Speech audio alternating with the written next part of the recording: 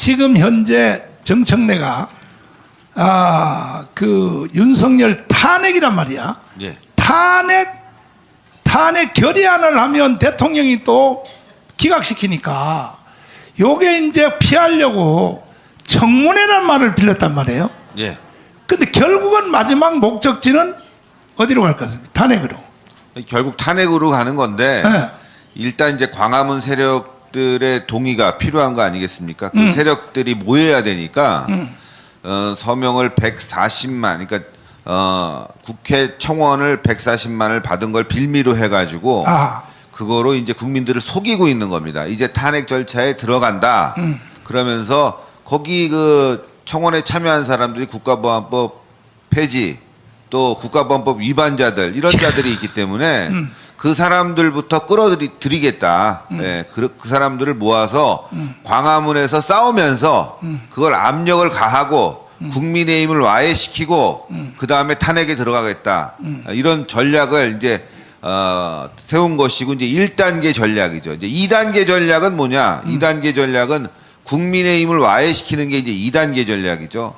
국민의힘을 와해시키려면은 한동훈이를 이번 전당대회에서 당대표를 만들어줘야 된다.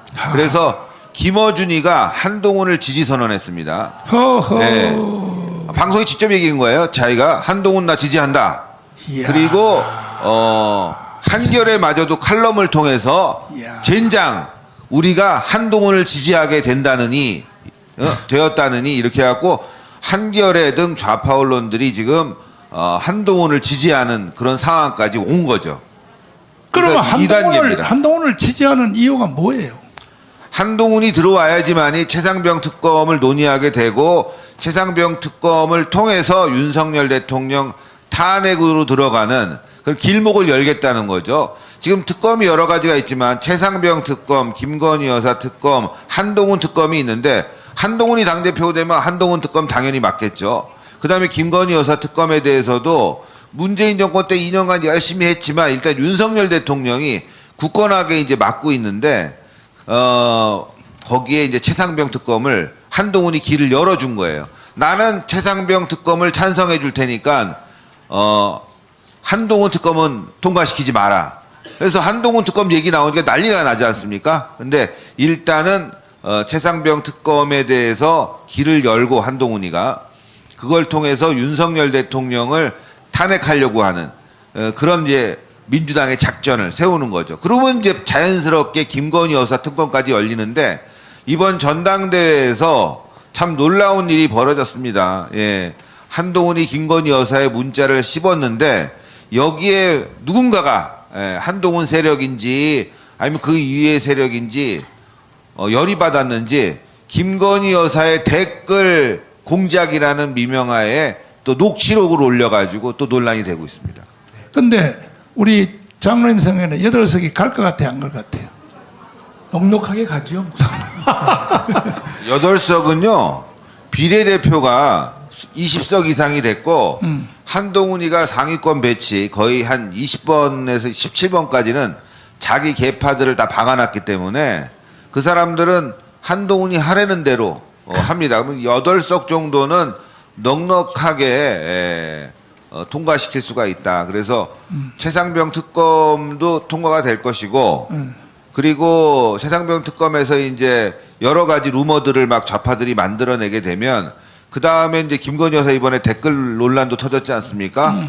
그러면 이제 그 다음엔 김건희 여사 특검 요렇게 두 가지를 민주당이 한동훈에게 받아낸 다음에 그 다음에 이제 한동훈을 버릴 거예요. 한동훈 특검으로. 그래서 대통령도 탄핵되고 그 다음에 한동훈이도 이제 요번에 그 댓글 논란 터졌지 않습니까? 예, 정치인의 공무원의 정치 중립 위반. 그래서 한동훈도 깜빵 가고 국민의힘은 완전히 무너지는 거예요.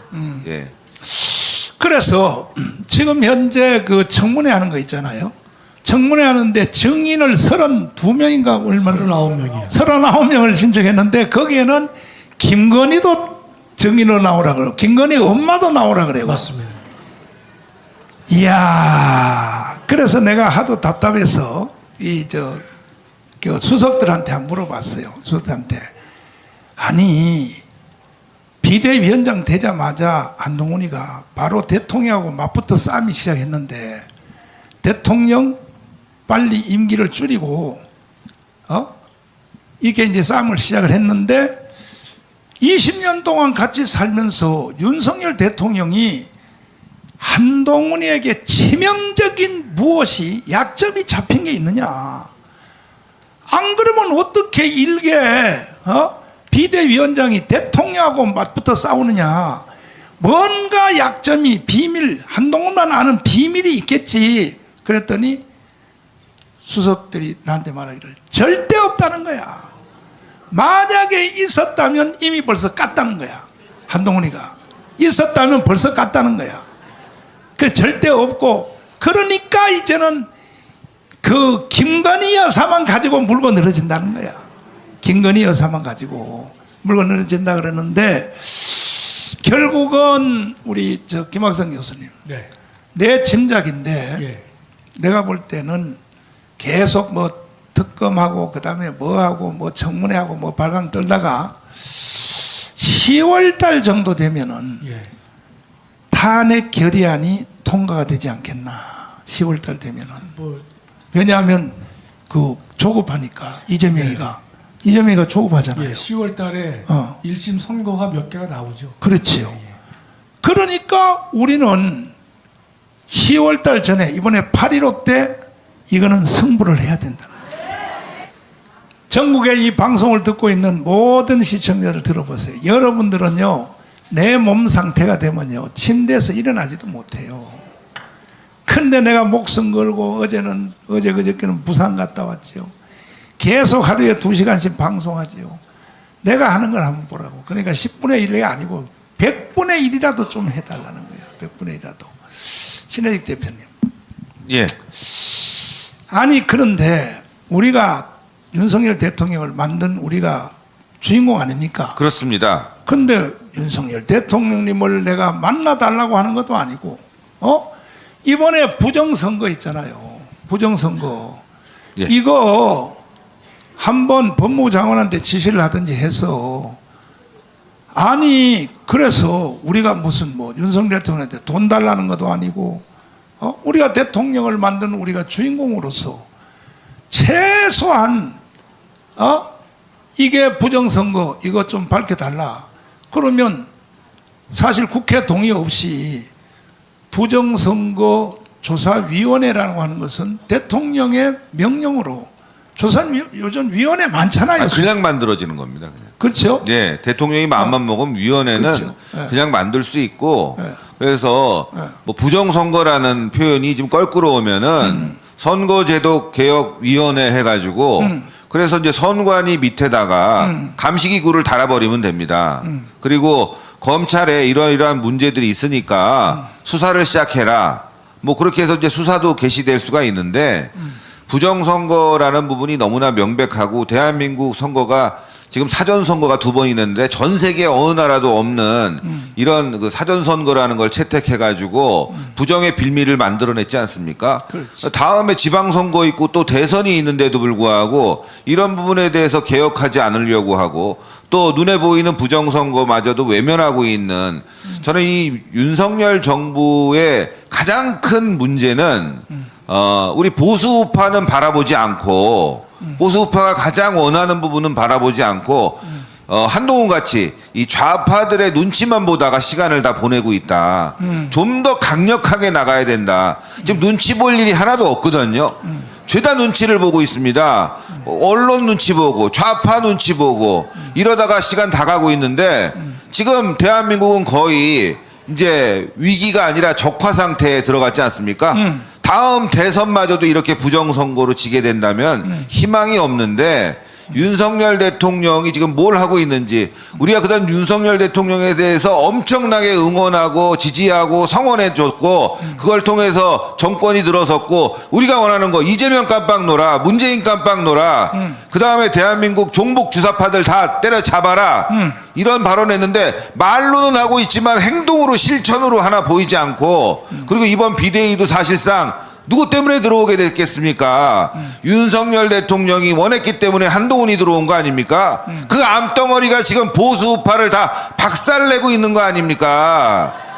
저는 목사님께서 윤석열 대통령을 지지하고 사랑하고 성원하는 거는 너무너무 잘 알고 있지만 솔직히 무너질까봐, 이 정권이 무너질까봐 그 걱정에 불만이 있어도 여태까지 참아왔는데 지금 한동훈 하는 꼬라지라든가 국민의힘이 하는 꼬라지라든가 정부가 하는 꼬라지를 보고 있으면 이건 더 이상 참을 수가 없다. 우리가 하루빨리 대안을 찾아가지고 그 길을 통해서 대한민국을 살리는 방법을 찾는 게 낫지, 저 무능한 국민의힘을 바라보고 저 무능한 대통령실을 바라보고 있다가는 대한민국이 무너지게 생겼다. 그래서 우리가 8.15에 국민 저항을 시작해야 된다. 8.15에는요 이제 우리가 나가야 됩니다. 예. 더 이상 정권을 바라보고 국민의힘을 바라보다가는 대한민국 무너지게 생겼어요. 그래서 광화문에서 저자들이 모이기 전에 우리가 먼저 선수를 쳐서 대한민국을 지켜야 된다. 몸으로 싸워야 된다. 그거 아니겠습니까? 국회 108석 갖고 하는 일이 뭡니까 지금? 민주당의 폭주를 막을 수 있습니까? 탄핵을 막아낼 것 같아요. 한동훈 당대표 되면은 윤석열 탄핵은 이제 시작된 거라고 봅니다. 이제 그래서 국민의힘도 필요 없다. 우리는 이제 광화문으로 나가야 된다. 저는 그 말씀 드리겠습니다. 자, 이 권력자가 제일 위험한 게 이게 보자기에 쌓이는 거 아닙니까? 그렇습니다. 이승만 대통령을 하야하라고 청년들이 경무대에 갔더니 네. 4.19 일어난 걸 모르고 있더라는 거야, 이승만이가. 그러면 윤석열 대통령도 그렇게 하면 돼요, 안 돼요? 안 되죠. 예. 아니 뭐 지금 뭐 내 대통령 선거 도안 쓰는 사람한테 다 지금 직책을 다 줬다. 이거 지금 대통령이 지금 눈 가려진 거 아닙니까 이거? 그 분명히 팩트 체크를 해보면 어렵지 않게 알 수 있음에도 불구하고 그러니까 윤 대통령이 한쪽 면에서는 올바른 길을 가고 있지만 또 다른 측면에서는 더군다나 자기를 지지하고 만들어준 정치 세력에 대해서는 상당히 홀대하고 있다는 사실을 우리가 부정할 수가 없고. 아니 그러니까 장 차관들하고 그 다음에 그 300명의 저 용산의 비서관들 네. 이 사람들이 지금 윤석열을 속여 먹고 있는 것 같아. 아까 연설할 때 봐요. 윤석열 얼마나 잘하는가. 그렇습니다. 예. 저렇게 하는데도 이게 비서들이 전부 다 말이야 다 가로막고 있다. 그러면서 또 뭐라고 거짓 보고해서 아니 대통령을 위해서 수고한 사람들한테 다 일자리 다 줬습니다. 이따위로 보고를 해버리니까 응? 분명한 것은 대통령이 그런데 속아 넘어가면 안 되죠, 목사님. 안 되죠. 예, 예. 그것도 대통령 책임이죠. 네. 자 마지막으로 김수열 대표님 결국은 우리가 8.15 혁명밖에 없습니다. 예, 그렇습니다. 그렇죠. 예. 8.15 혁명 외에 다른 해답이 있으면 한번 가지고 나와보라 이거지. 10월달 가서 탄핵 결의안이 돼버리면 그때 가면 늦어요. 벌써 쟤들은 이번 주부터 시작했잖아요 벌써. 했습니다. 했어. 어제도 난리 났습니다. 다시 이거 우리 김학성 교수님한테 한번 물어볼게요. 그러면 탄핵 결의안 되면 헌법재판소로 넘어가죠. 그 이제 국회가 탄핵 소추를 의결하면 안건이 이제 국회로 넘어갑니다. 나는 뭐 헌재로 넘어갑니다. 난 단어가 뭔지 소추가 뭔지 결의가 뭔지 모르니까 그냥 다 그게 그거라고 치고 예, 예. 결의가 되면은 헌법재판소로 넘어가죠. 예, 예. 넘어가면은 헌법재판소가 몇 명이 총? 9인 중 6명의 찬성이 있어야 탄핵이 됩니다. 그럼 현재 좌파 우파 숫자가 어떻게 돼요? 제가 현재는 5대 4로 보수가 우위에 있습니다. 5대 4? 네네. 5대 4면 이길 수 있어요? 그렇죠. 왜냐하면 6명 찬성이 필요하니까 어. 5명이 반대하면 탄핵은 이루어질 수 없습니다. 아 그래요? 현재는 그렇습니다. 그런데 박근혜 때는 더 많았잖아요. 7명이었었잖아. 재판관이 8명이었거든요. 네. 그 당시에는. 그 한 사람 빼고는 다 그게 8명이 뭔가 하면 한 사람이 공석이라 그랬습니다. 목사님. 네. 8명 전원이 다 찬성을 했고 그 중에 3사람은 박 대통령이 직접 임명한 재판관이 박 대통령 탄핵에 적극 나서서 도장을 찍었습니다. 그 내 말은 이제 한 사람은 결격돼서 원래 9명인데 네네. 한 명이 8명 중에 그렇습니다. 6명이 박근혜 내지는 저 국민의힘 정당이 임명한 사람들이 6명이었었잖아요. 그거. 네, 네. 6명인데 어떻게 전원 일치로 박근혜를 탄핵시켰냐 이거지. 법과 양심을 저버린 거죠, 목사님.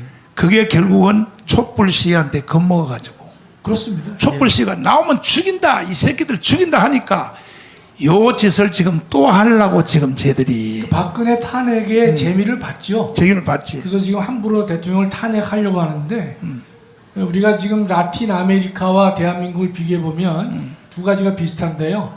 라틴 아메리카도 대부분 대통령제를 가지고 있고 두 번째로는 라틴 아메리카는 대통령을 탄핵시킨 경험이 있다는 점에서 우리와 유사점이 있습니다. 그러나 이 라틴 아메리카 다 망조가 들었는데 대한민국의 대통령을 탄핵하게 되면 대한민국은 반드시